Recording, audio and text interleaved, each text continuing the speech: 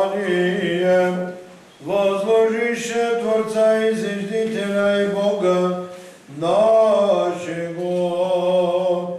Слава Отцу и Сину и Святому Духу, и ныне и пресно и во веки веков. Аминь. Тебе истину и пристанище имаме, и молитвеницу благоприятну Богу, Боже, родилайся, Богородице, безневестная верник, спасение.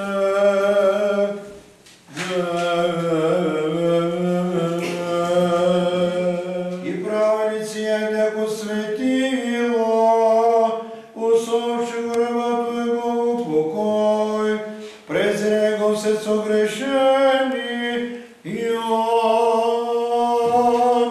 Слава Отцу и Сину и Святому Духу, и ныне и присно во веки веков. Аминь. Аллилуйя, аллилуйя, аллилуйя. Слава Тебе, Боже. Аллилуйя, аллилуйя, аллилуйя. Слава Тебе.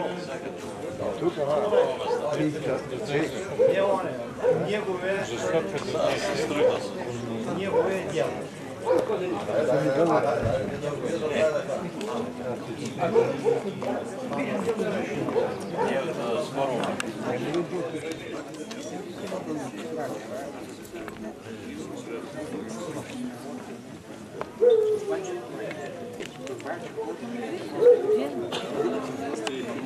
Стари колени. Вратят. Говорят. Питама набора как е? Как е? Един набор е. Един е. Марине. Марине. Дай здраве.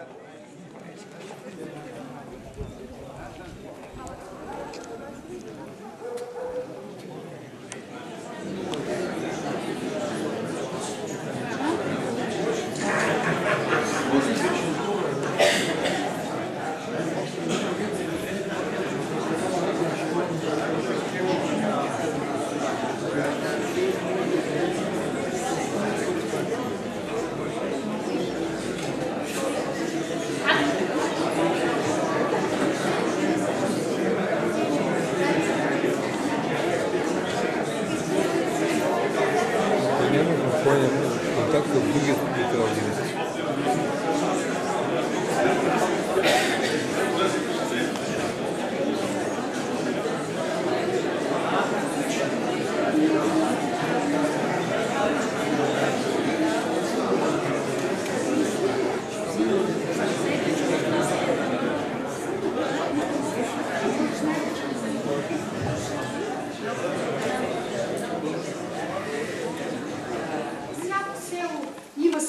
Герои и известни личности, които го представят пред света, то природата е била твърде щедра към село Славейно, в чиято история са вплетени толкова много и различни начала. С особена гордост изричаме името на доктор Никола Чилов. Един мощен дух, който сътвори цяла една епоха в развитието на нашата промишленост. Той летеше заедно с времето, казва Христо Караманджуков, и надхвърляше със своя непобедим дух тесните граници на България. Един от рядко талантливите синове на българският народ, допълва Егзър Стефан, носител на стопанския гений, като щастливо изключение бе надрасъл слабостите и недъзите под българското небе, обладаваше нравствената чистота и ум, жажда за голяма дейност в приложната наука, даваща блага на мнозина, на всички. На въпроса, коя е тайната на големия успех, доктор Никола Чилов отговаря: тя е в постоянството, в трудолюбието и идеите. Поставените си задачи преследвани неотклонно и упорито.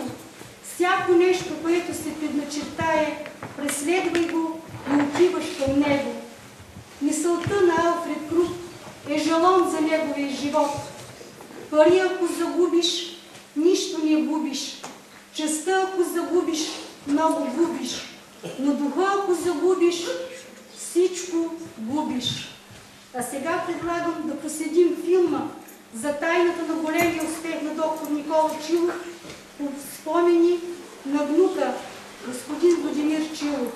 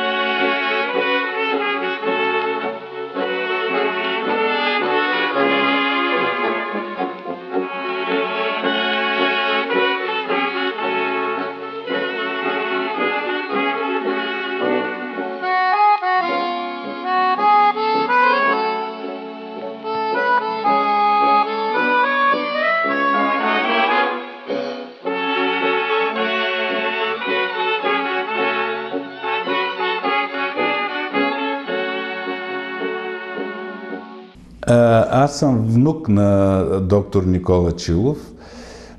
Аз не го познавам, защото той е починал през 1936 година след автомобилна катастрофа, при която е починала и Христина Морфова.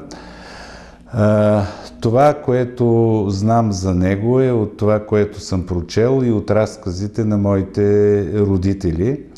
Той е един от изтъкнатите български индустриалци. Завършил е прогимназиалното си образование в Асеновград или в Чепеларе, не мога точно да си спомня къде. След това е завършил Търговската гимназия в Свищов и след това с църковна стипендия е заминал за Германия, където в Ерланген е станал доктор по финансовите науки.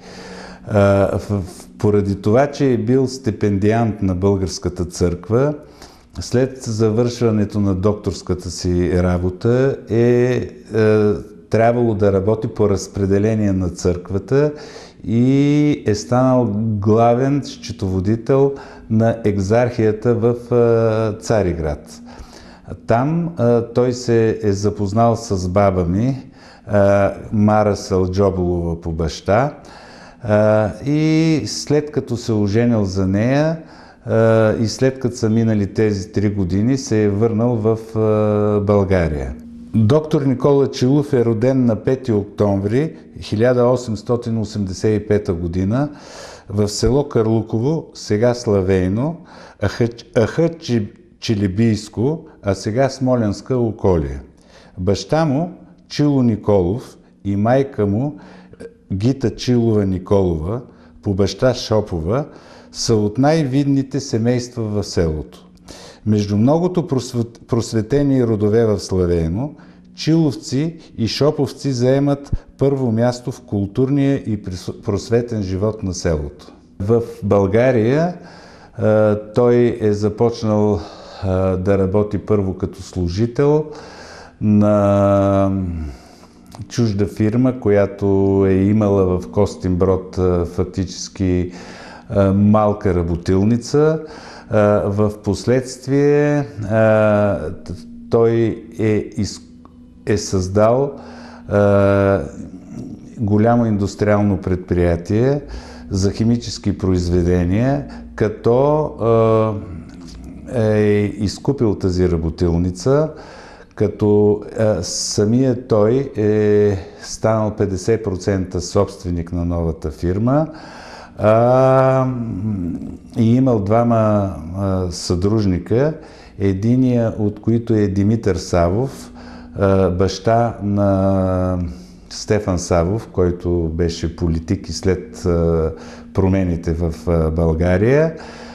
Той имал 25% от предприятието, а други е Тодор Пиперевски, който имал другите 25%.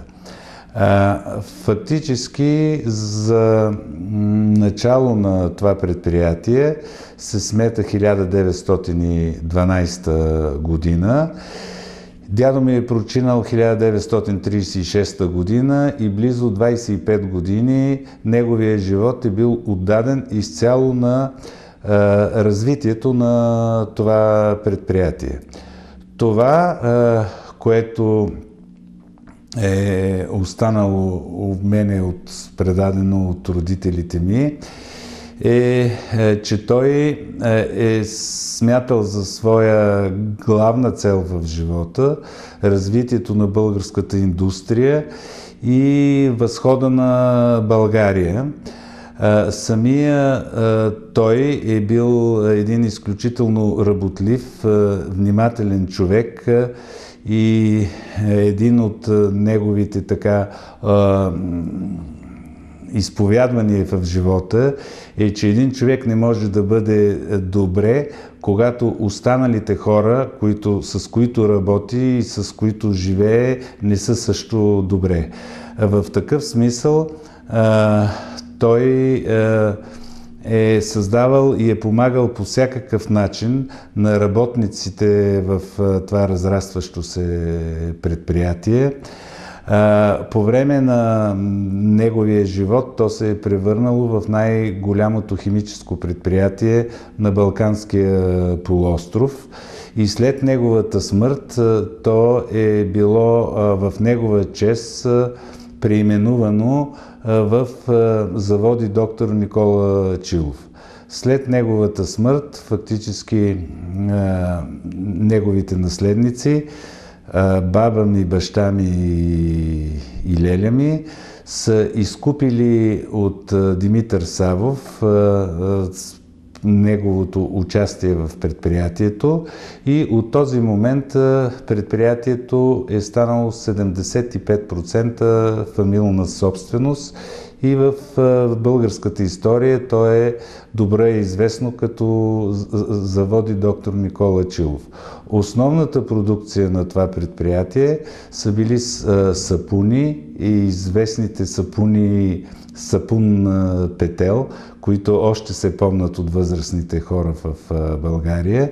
Петела е символ фактически на фирмата.